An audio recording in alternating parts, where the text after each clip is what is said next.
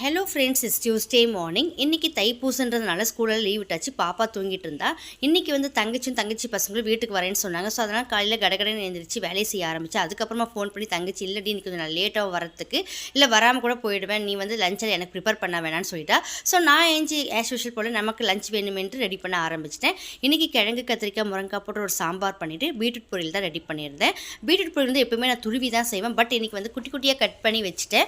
அதை எடுத்து நல்லா வேக வச்சு எடுத்துட்டு அதுக்கப்புறம் கடாயில் எண்ணெய் ஊற்றி வெங்காயம் கடுகு சீரகம் போட்டு நல்லா பொரிஞ்ச பிறகு 2 பல்லு பூண்டை தட்டி போட்டேன். அதுக்கப்புறம் இந்த பீட்ரூட் அதில் போட்டுட்டு நல்லா ஃப்ரை பண்ணி எடுக்கும்போது கடைசியாக 2 துண்டு தேங்காய் துருவி போட்டு நல்லா ஃப்ரை பண்ணி எடுத்து சூப்பரான பீட்ரூட் பொருள் ரெடி ஆயிடுச்சு. இந்த முருங்கைக்காய் கத்திரிக்காய் சாம்பாருக்கு வந்து பீட்ரூட் பொருள் செம்ம காம்பினேஷன் இருந்தது. பட் வந்து பாப்பாவுக்கு வந்து பீட்ரூட் பொருள் பிடிக்காது.